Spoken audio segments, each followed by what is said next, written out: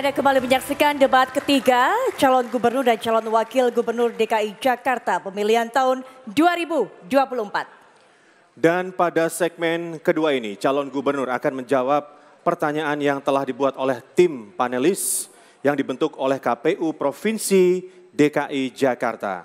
Selain menjawab pertanyaan, masing-masing calon gubernur juga diberi kesempatan untuk menanggapi jawaban dari calon gubernur yang lain.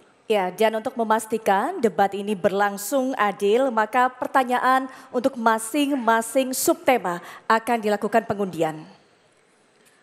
Hadirin sekalian, pendalaman visi, misi, dan program kerja akan dimulai dengan calon gubernur nomor urut 3. Untuk itu kami persilakan Bapak Yayat Supriyatna untuk mengambil pertanyaan subtema di dalam fishbowl. Dan setelah itu mohon diperlihatkan ke kamera, hadirin dan juga diperlihatkan kepada moderator. Kami persilakan Bapak.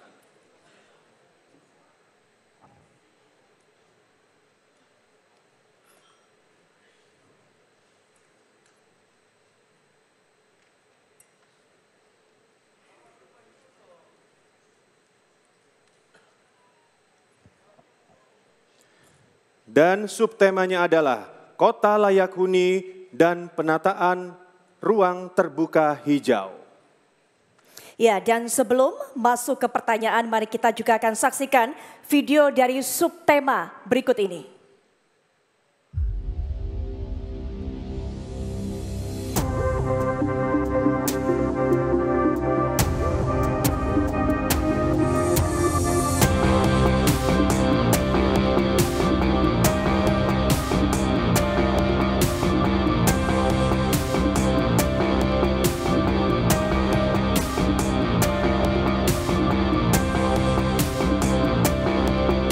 Yang saya lihat ruang hijaunya mungkin lebih dimanfaatkan lagi lahan-lahan yang sudah ada.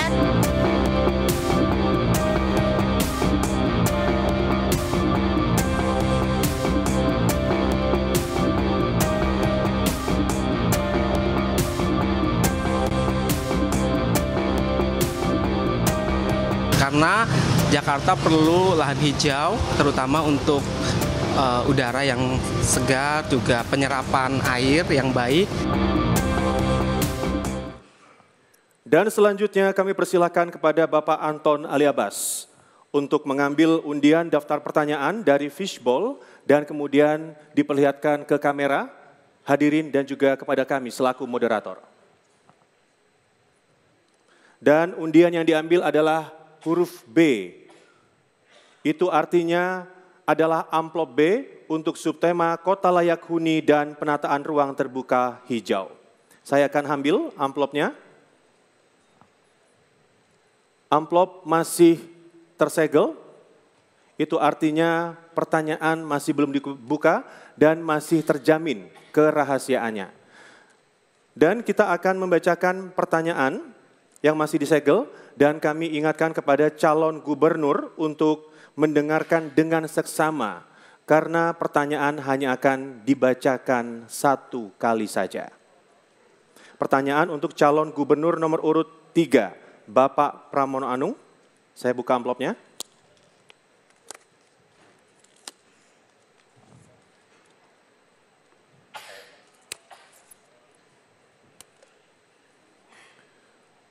Untuk mencapai kota yang layak huni, Jakarta mengalami kondisi penurunan permukaan tanah yang semakin parah. Hasil pengukuran ITB dan Dinas Sumber Daya Air Pemprov DKI Jakarta pada tahun 2023 menunjukkan laju penurunan permukaan tanah bervariasi hingga 10 cm. Salah satu solusi yang dipikirkan adalah pembangunan tanggul laut raksasa.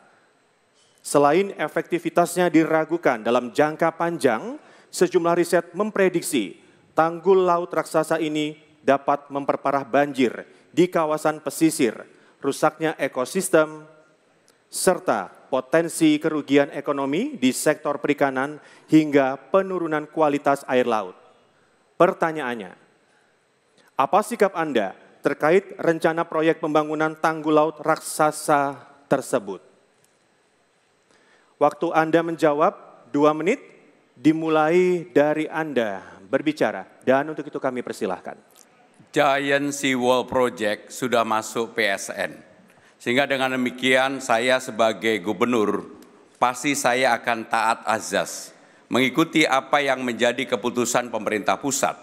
Untuk itu, kebetulan dalam pembuatan PSN ini saya terlibat, sehingga dengan demikian saya pasti setuju dan mengikuti apa yang menjadi prinsip untuk pertahanan laut dan banjir pesisir tentu akan kami dukung sepenuhnya.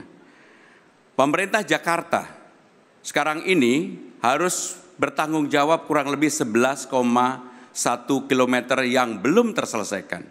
Hanya yang membedakan pengalaman saya pribadi ketika G20 di Bali, bukan lagi sekedar Giant Seawall, kalau saya akan mengusulkan Giant Mangrove Wall. Karena apa? Selain ekosistem lebih bagus, ekologinya juga jauh lebih bagus. Sehingga komitmen itu akan kami teruskan, tetapi ditambahkan dengan menanam pohon mangrove yang menjadi kekuatan kita bersama. Selain itu, hal yang menjadi penting adalah juga melibatkan masyarakat yang ada di sekitar ketika Giant Mangrove Wall atau Giant Seawall ini dibangun. Saya pada saat yang lalu bersama dengan Presiden Jokowi, saya berkunjung ke Belanda mendampingi Presiden Jokowi. Tujuannya adalah berkaitan dengan Giant Seawall. Saya berharap apa yang menjadi hal yang dicita-citakan oleh pemerintah sebelumnya bisa diselesaikan di pemerintah yang akan dipimpin oleh Presiden Prabowo Subianto. Karena bagaimanapun Giant Seawall sudah menjadi komitmen dan sudah masuk di dalam proyek strategis nasional dan sekarang ini sebagian sudah dibangun oleh pemerintah pusat dan juga oleh pemerintah Jakarta. Pemerintah Jakarta mempunyai tanggung jawab 11,1 km sehingga akan kami lanjutkan menjadi Giant Mangrove Wall. Terima kasih. Baik, waktu sudah habis. Terima kasih jawabannya calon gubernur nomor urut 3. Dan berikutnya saya akan langsung berikan kesempatan kepada calon gubernur nomor urut 1, Bapak Ridwan Kamil untuk memberikan tanggapan terhadap jawaban dari calon gubernur nomor urut 3. Waktunya 1 menit Bapak, dimulai sejak Bapak berbicara, kami persilakan. Iya, terima kasih. Saya kira saya setuju jawabannya memang kurang lebih ada di sana juga. Tapi tambahan dari saya, pembangunan apapun di Jakarta harus dengan prinsip sustainable development. Adil sosial, adil ekonomi, adil juga terhadap lingkungan. Maka kunci pertama adalah dialog dengan warga, dengan LSM, dengan Walhi, dengan semuanya. Dirumuskan apakah itu solusi satu-satunya. Menambahi mangrove juga bagian dari visi misi kami, memperbanyak tanggul existing diperluas juga adalah visi misi kami, tapi tambahannya adalah ruang dialog itu harus kita kuatkan. Dan Giant Seawall gagasan kami adalah bukan bendungan tapi kawasan. Di sana harus ada ruang sosial untuk masyarakat, untuk Gen Z, untuk lain-lain yang akan membuat keadilan, kembali lagi, keadilan tata ruang harus hadir di kawasan Giant Seawall. Terima kasih. Baik, waktu sudah habis. Berikutnya kami berikan kesempatan untuk memberikan tanggapan, yaitu calon gubernur nomor urut 2. Mohon tenang, kita berikan kesempatan kepada calon gubernur untuk memberikan tanggapan. Selanjutnya, calon gubernur nomor urut 2, Bapak Dharma Pongrekun untuk memberikan tanggapan terhadap jawaban dari calon gubernur nomor urut 3, waktunya juga 1 menit Bapak. Dimulai sejak Bapak berbicara, kami persilakan. Karena Giant Seawall sudah menjadi program pemerintah, program strategi nasional, maka mau tidak mau kami sebagai gubernur, karena ini juga tujuan daripada itu semua asal kembali lagi manusia yang diutamakan. Manusia penting sekali diutamakan. Siapa manusia di sana? Yaitu para nelayan. Jangan lupa nelayan telah dirugikan 26 juta per hari. Kalau dihitung dalam 1 tahun berarti 137 miliar. Oleh sebab itu kami menyarankan silahkan dilanjutkan, tetapi ingat masyarakat nelayan wajib diberikan ganti rugi setiap tahun 137 miliar. Terima kasih, semoga didengarkan oleh pemerintah pusat. Baik, ada waktu tersisa, masih mau ditambahkan? Baik, Sudah habis waktunya, berikutnya juga kami persilakan kepada calon gubernur nomor urut 3, Bapak Pramona Anung untuk bisa merespon tanggapan dari masing-masing calon gubernur nomor urut 1 dan nomor urut 2. Waktunya juga sama Bapak, 1 menit sejak Bapak berbicara, kami persilakan. Saya tidak melihat ada perbedaan prinsip yang disampaikan oleh Kang Emil maupun Bung Dharma. Jadi saya akan membuka ruang dialog yang selebar mungkin dan tadi sudah saya sampaikan di awal, terutama bagi masyarakat pesisir, yaitu nelayan dan juga kelompok pesisir. Dan kami meyakini kalau ruang dialog itu terbuka lebar, musyawarah diadakan, apa yang menjadi keluhan utama dan terutama bagi masyarakat yang ada, dan kemudian juga pemerintah pusat dan pemerintah Jakarta betul-betul memenuhi apa yang menjadi harapan, keinginan dari para nelayan. Saya yakin proyek ini yang sudah menjadi proyek strategis nasional akan bisa dibangun karena memang sekarang ini sudah dimulai dibangun. Pemerintah Jakarta harus melanjutkan 11,1 km untuk menyelesaikan proyek Giant Seawall ini. Terima kasih. Baik, terima kasih, waktunya sudah habis. Baik, boleh kita berikan apresiasi untuk calon gubernur nomor urut 3, silakan. Sebelum kita lanjutkan kembali. Cukup, terima kasih, cukup.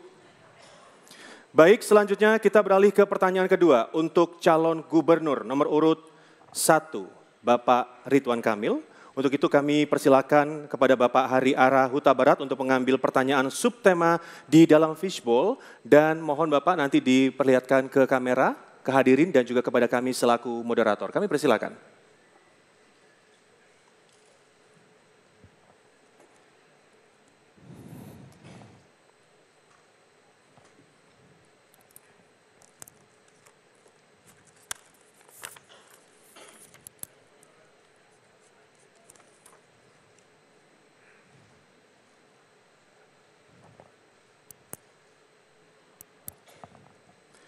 Dan subtemanya adalah penurunan emisi dan polusi udara serta transisi energi terbarukan. Ya, dan sebelum kita mengundi pertanyaan juga kembali kita akan melihat video tentang subtema berikut ini.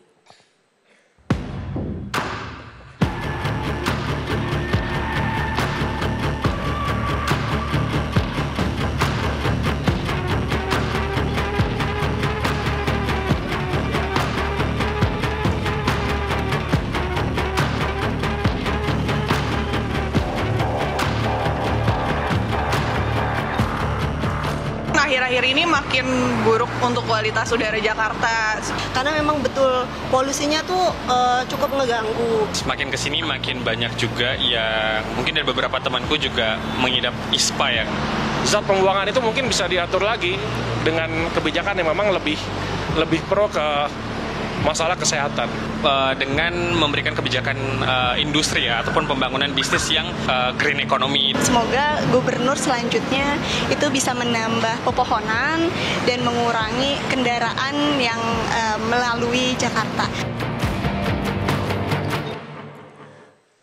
Dan selanjutnya kami persilakan kepada Ibu Endang Sulastri untuk mengambil undian daftar pertanyaan dari fishbowl. Setelah itu mohon diperlihatkan ke kamera, ke hadirin dan juga kepada moderator.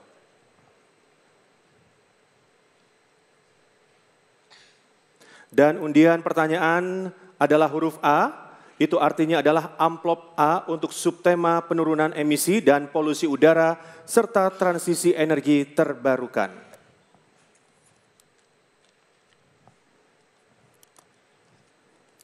Ini adalah amplop subtema, masih disegel, masih rapi, masih terjaga kerahasiaannya. Dan ini pertanyaan ditujukan untuk calon gubernur nomor urut 1 Bapak Ridwan Kamil. Dan sebelum saya buka, kami ingatkan kembali untuk memperhatikan pertanyaan dengan seksama karena pertanyaan hanya akan dibacakan sebanyak 1 kali saja. Kita akan buka.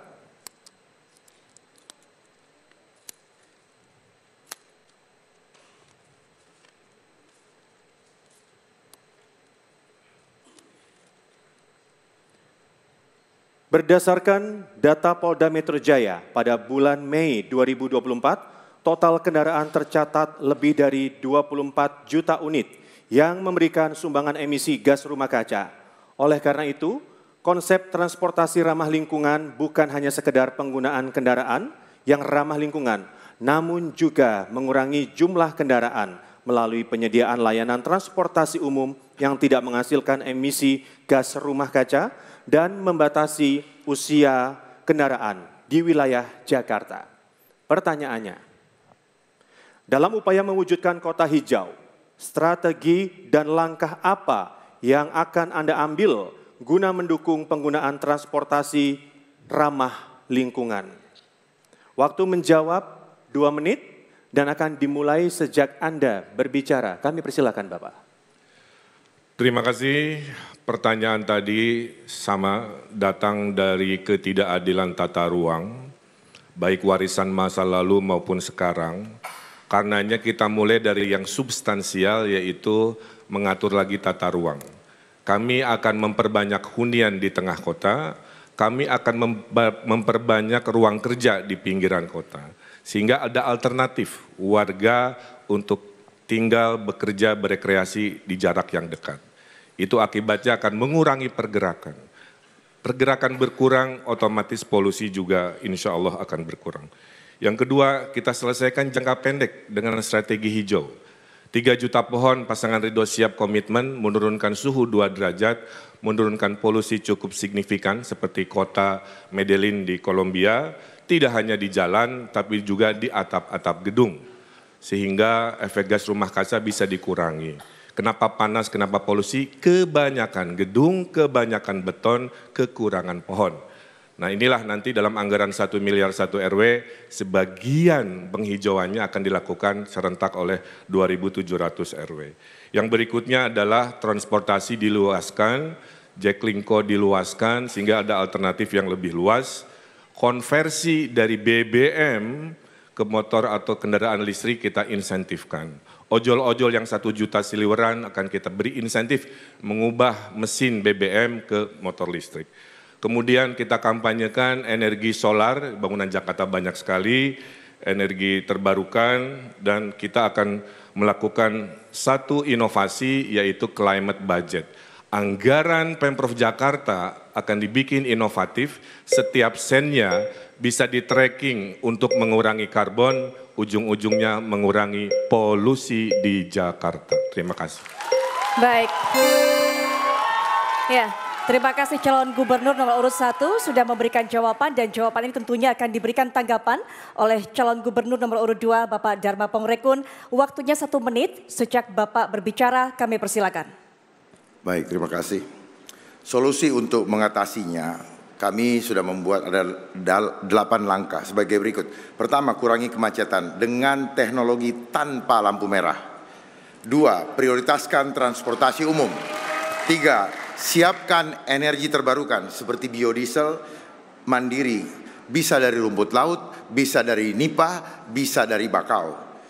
Kemudian pembinaan pada masyarakat oleh tim ekonomi adab yang sudah kami persiapkan. Lalu arsitek yang tepat. Kemudian kurangi penggunaan listrik, itu yang perlu kita perhatikan. Lalu apa yang disampaikan oleh Pak Ridwan Kamil, saya menyampaikan waspada bagi yang tinggal di luar kota dan bekerja di Jakarta. Karena apa? Suatu saat NIK-nya akan dicabut. Tambahan lagi, optimalkan penanaman mangrove, integrasikan dengan reward teknologi adab. Makasih. Baik, waktu habis Bapak. Ya, dan kami ingatkan juga kepada para pendukung, mohon saat kemudian para paslon ini memberikan jawaban, mohon tenang, kita berikan kesempatan semuanya secara sama dan secara adil. Sepakat ya semuanya untuk menaati peraturan? Baik, berikutnya kita berikan kesempatan juga untuk calon gubernur nomor 3, Bapak Pramono Anung, untuk bisa memberikan tanggapan terhadap jawaban dari calon gubernur nomor urut 1. Silakan Pak, waktunya 1 menit sejak Bapak berbicara. Yang paling utama bagi saya adalah merubah gaya hidup, cara hidup, shifting lifestyle masyarakat dari kendaraan pribadi ke kendaraan umum. Ini menjadi hal yang sangat penting sekali. Untuk itu kami akan membebaskan 15 golongan yang selama ini sudah mendapat kebebasan naik bus, maka kami akan membuat Trans Jabodetabek, mereka naik MRT gratis, LRT gratis. Dengan demikian mereka akan melubah pola hidup dari mengendarai kendaraan pribadi menjadi mengendarai transportasi umum.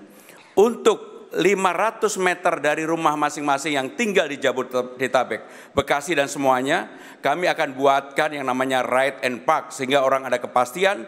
Jaklingko kita perluas, sehingga orang dari manapun kemanapun akan sangat gampang terkoneksi dengan kendaraan umum yang sudah tersedia. Saya yakin itu akan mengurangi emisi. Terima kasih. Baik, waktu sudah habis. Terima kasih calon gubernur nomor 3 sudah memberikan tanggapan. Berikutnya 2 tanggapan dari 2 calon gubernur, silakan diberikan responnya juga oleh calon gubernur nomor urut 1. Waktunya juga 1 menit Bapak. Sejak Bapak berbicara kami persilakan.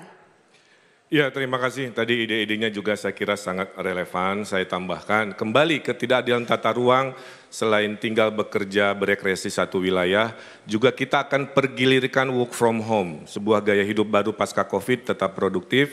Senin yang kerja di rumah industri mana, Selasa industri mana, sehingga itu mengurangi pergerakan, mengurangi kemacetan, mengurangi polusi. Kemudian ada teknologi sensor supaya kita tahu kapan zona merah.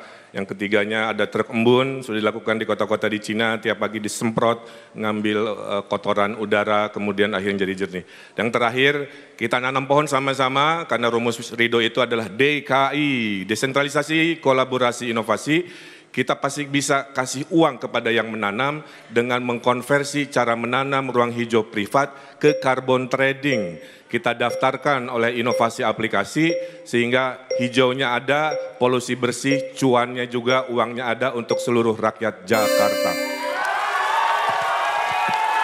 Baik, waktunya sudah habis dan juga kita berikan aplaus tentunya untuk calon gubernur nomor urut 1 yang telah memberikan jawaban. Berikutnya.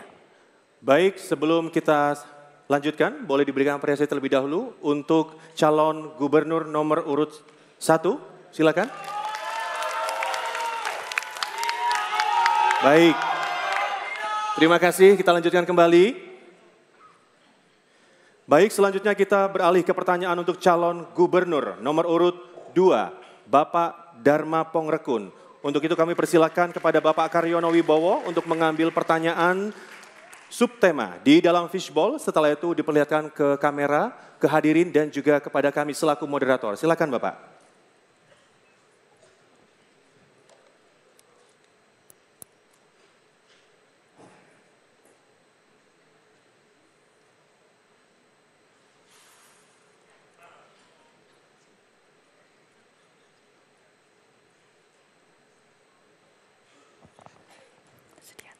Dan subtemanya adalah ketersediaan air bersih.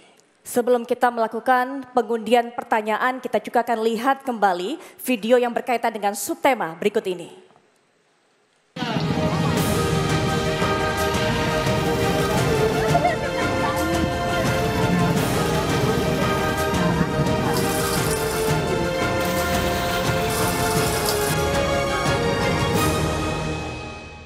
Air pumpnya biar lancar, ya kan air pumpnya kadang-kadang ntar nyala, ntar waktunya sholat nggak nyala.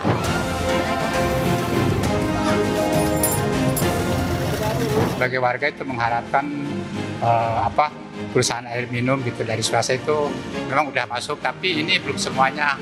Biar lancar aja keluarnya airnya, terus ya namanya PAM ya harus bersih lah, itu kan satu-satunya kebutuhan kita ya di sini. Ya semoga sih merata ya, karena kan untuk minum itu kan penting gitu, karena kalau nggak merata itu kita harus beli mulu setiap hari kan ya gimana gitu kan.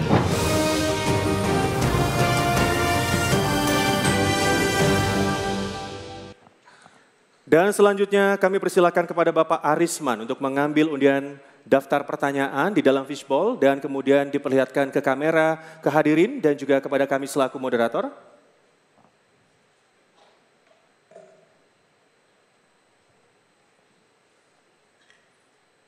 Dan undiannya adalah huruf A, itu artinya adalah amplop A untuk subtema ketersediaan air bersih. Saya akan ambil amplopnya, kita bisa lihat bersama. Kembali masih disegel rapi untuk subtema yang sudah dipilih. Dan pertanyaan ini sebelum saya buka amplopnya, kembali kami ingatkan kepada calon gubernur untuk memperhatikan dengan seksama pertanyaannya karena hanya akan dibacakan satu kali saja. Saya akan buka.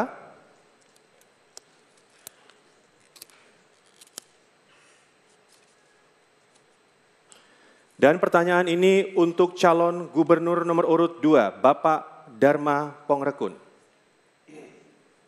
Pasal 2 ayat 3 Peraturan Gubernur Provinsi DKI Jakarta nomor 16 tahun 2020 tentang tata cara penyambungan dan pemakaian air minum mengatur bahwa masyarakat dapat mengakses air bersih jika dapat membuktikan kepemilikan tanah. Peraturan ini telah membatasi hak warga Jakarta atas air, mengingat tidak semua warga Jakarta memiliki hak atas tanah. Pertanyaannya, apa strategi dan langkah konkret Anda dalam menjamin hak warga Jakarta atas air? Dan untuk menjawab waktunya 2 menit sejak Anda berbicara, untuk itu kami persilahkan.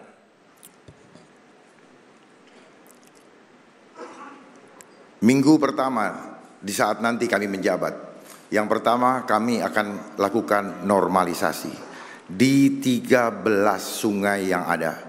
Lalu melakukan naturalisasi, melakukan hutan di setiap pinggir kali agar supaya semua 13 sungai tersebut layak untuk dikonsumsi. Kemudian kolam pipi monyet sebagai waduk kering yang menampung hujan, menampung banjir kiriman dari Jawa Barat, itu bisa dimanfaatkan untuk mengganti penampungan air hujan. Karena ini air tawar, maka air tawar ini dapat menjadi air bersih dengan menggunakan teknologi terhubung dengan pipanisasi ke PDAM. Jadi rakyat Jakarta tidak perlu lagi pusing dengan pelarangan penggunaan air tanah, karena solusinya sudah ada. Kemudian di saat-saat debit hujan turun karena hujan, kami sudah persiapkan juga kolam pipi monyet, baik itu di Erpetra atau di taman-taman kota maupun lapangan tenis, lapangan basket, di mana di situ ada namanya hidden dam yang dapat menampung air hujan, sehingga air hujan yang merupakan air tawar tadi dapat dikonsumsi oleh warga Jakarta, sehingga warga Jakarta bisa berhemat, tidak perlu lagi membeli air galon. Dan rakyat Jakarta juga sekaligus kami ajar untuk harmoni dengan alam, karena alam diberikan oleh Tuhan untuk kita lestarikan. Tuhan menjaga manusia, pemimpin Jakarta menjaga rakyatnya. Terima kasih. Baik. Tenang terlebih dahulu, Bapak Ibu. Harap tenang dulu. Baik, terima kasih untuk calon gubernur nomor urut 2 yang telah memberikan jawaban. Langsung saja saya juga berikan kesempatan kepada calon gubernur nomor urut 3, Bapak Pramono Anung, untuk bisa memberikan tanggapan. Waktunya 1 menit sejak Bapak berbicara. Kami persilakan. Perluasan jangkauan pipanisasi menjadi sangat penting sekali. Jakarta saat ini hanya 44% yang tercover air bersih menurut International Water Institute. Sehingga untuk itu apa yang harus dilakukan? Maka program pipanisasi bagi Jakarta menjadi sangat penting. Ada 2 spam yang menjadi andalan, yaitu Jatiluhur dan Krayan.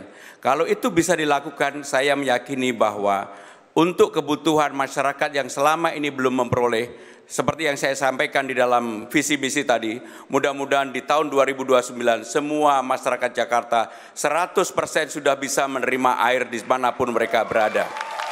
Yang berikutnya adalah pengurangan konsumsi air yang terutama dilakukan oleh mal-mal besar, perusahaan-perusahaan besar yang mengambil air tanah secara langsung, harus dilakukan pembatasan. Sehingga dengan demikian warga Jakarta 2029 semuanya akan menerima air bersih. Menurut saya kalau itu bisa kita lakukan. Baik, mohon maaf Bapak, waktu sudah habis. terima kasih sudah memberikan jawaban ataupun juga tanggapan tentunya. Mohon tenang terlebih dahulu. Ya, dan berikutnya kita juga akan berikan kesempatan kepada calon gubernur nomor urut 1 Bapak Ridwan Kamil untuk memberikan tanggapan. Silakan Pak, waktunya 1 menit dimulai sejak Bapak berbicara. Kami persilakan. Iya, cakupan menuju 100% sebenarnya itu adalah visi misi dari gubernur terdahulu. Tinggal kita hormati, kita jaga, kita urus 2029-2030 insya Allah 100%. Yang saya ingin sampaikan satu fakta, menurut Pak Basuki, mantan Menteri PUPR, Jakarta itu cukup buat minum dari Waduk Jatiluhur. Waduk Jatiluhur juga ada di Jawa Barat gitu ya, sehingga ini menjadi sebuah fakta untuk suplai yang cukup. Tinggal pipanisasinya aja. Tapi pasangan Ridho ada satu inovasi, selama pipanya belum ada, rakyat kan belinya mahal, beli jerigen-jerigen. Maka kita akan bayar selisihnya dari harga PAM dengan harga jerigen itu. Karena harga jerigen itu bisa 2 kali lipat dari harga PAM. Inilah kepedulian kita kepada warga Jakarta yang ingin air bersih tapi belum ada akses dari PAM dengan subsidi selisih harga. Makasih. Baik, waktunya sudah habis. Ya, terima kasih kepada calon gubernur. Baik, kita berikan kesempatan kepada masing-masing paslon untuk memberikan jawaban dan tanggapan. Mohon tenang semuanya. Terima kasih kepada calon gubernur nomor urut 1 yang sudah memberikan tanggapan. Ada 2 tanggapan dari calon gubernur nomor urut 3 dan 1 yang langsung saja diberikan respon oleh calon gubernur nomor urut 2 Bapak Dharma Pongrekun. Waktunya 1 menit sejak Bapak berbicara, kami persilakan. Saya rasa pembatasan tidak perlu dilakukan karena air merupakan kebutuhan dasar manusia. Kalau perlu yang dibatasi adalah hentikan korupsinya. Itu sesungguhnya yang harus dibatasi. Kalau korupsi tidak ada, rakyat Jakarta tidak perlu membeli air galon. Karena sebenarnya PDAM mampu menyiapkan teknologi itu. Hanya persoalannya apakah ada goodwill, ada political will di situ. Waspada dengan permainan revolusi industri. Bapak. Kemudian, sebenarnya kalau kita tahu cara mengatasinya, sudah ada 2 waduk di Sukamahi dan juga waduk Ciawi. Itu bisa kita manfaatkan untuk menampung banjir kiriman.